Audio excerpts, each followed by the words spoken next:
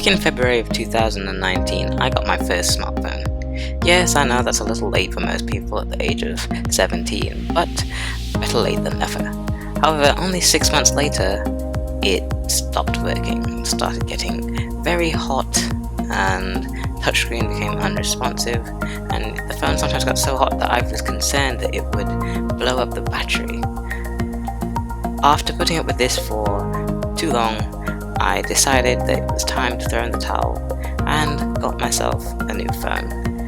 In particular, I got the Samsung Galaxy A20. Now, what was so frustrating about losing my old Galaxy J3 Star, which was the old phone I had, is that I'd saved up for that for a very long time. It had cost $175 retail price, and I'd end up paying about $220 once you factored in all of the other payments and fees that you have to pay at your carrier store. And for it to be broken 6 months later, that was not pleasing to me. But after getting the Galaxy A20 in my hand, I felt a little bit better. Now, I'd already done my research on what phone I would get to replace the J3 Star that had broken on me, and right about that time Samsung came out with a new range of budget phones, what you call them. I'm not the type of person that believes that you have to spend 4 figures on a phone for it to suit you. However, spending 2 figures on a phone is impossible, because what you get is definitely not a smartphone. So I figured that I would go for the Samsung Galaxy A20. The Samsung Galaxy A20 has a 6.4 inch screen with a resolution of 720 by 1560, and that was similar to the old phone I had, but the difference was, while my old phone had an LCD panel, this one was OLED, which meant that if a black image was on the screen, instead of just showing black, the pixel would actually be turned off, which saved battery power. The cameras on the front would also be a big upgrade over my old phone.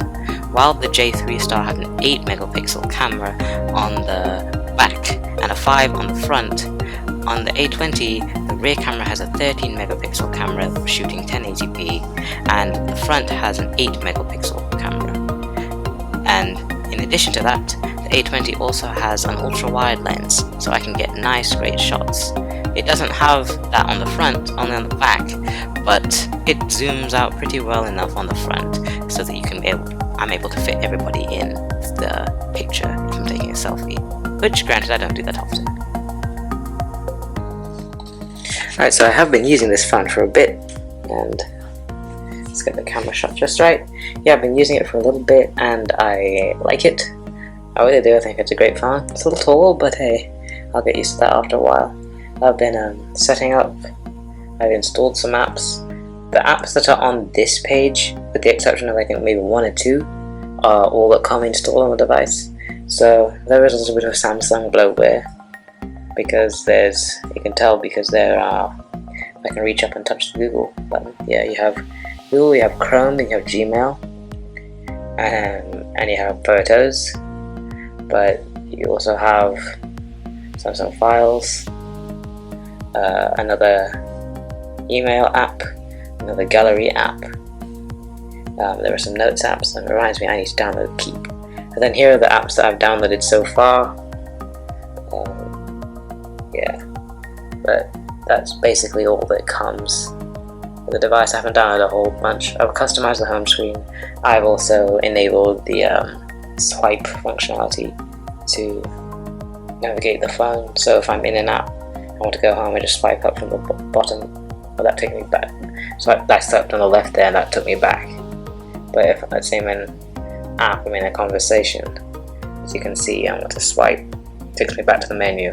And swiping takes me home. Swiping on the left brings up the app switcher, and I can close the apps. Yeah, that's it. I do like the fact that this is as I said, it's an AMOLED display, so it's very bright, very crisp, and it is completely dark. So I have, currently the phone is in night mode. I have it scheduled to turn night mode on and off automatically on in the evenings and off in the mornings when I power on the phone for the first time. So yeah, I will have to finance this phone though, and I also need to get a case. I need to get a case for this, and I don't really care if there's moderate traffic. So I'm going to turn that off and close maps. So yeah, those are the things I like about the phone. It also has face unlock, so I've already registered my face. When it sees my face, I can just swipe up and I'm in the app. Say I don't want to use that, say it can't see my face, I can use my fingerprint on the back here and unlock the phone, and I can also swipe up and down on the notification shade using the fingerprint.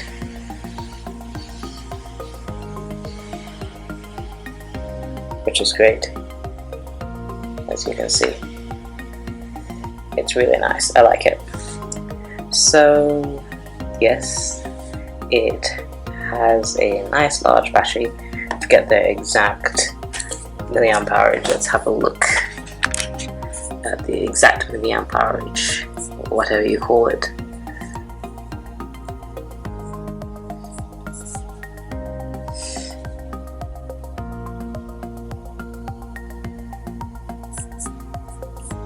$4,000 milliamp hours. That's lovely. That's nice and large. So that will, it's non-removable, but that should last me a whole day. Like, I've had it on for about, let's have a look at digital well-being. I've had it on for 41 minutes, and that was close. 41 minutes. I need to get a case for this thing, and it's down to 87%. Probably because I had to spend some time adjusting the settings. But after everything is set up, then I can turn off a lot of background apps to make my battery last longer. Even though I don't think life should be a problem at all. So that's the Samsung Galaxy A20. If you enjoyed the video, please leave a like. If you didn't like it, then hit the dislike sign. I need to improve. If you really liked it, show a like and give a subscribe, because that would be really appreciated. And I will see you in the next video. Bye.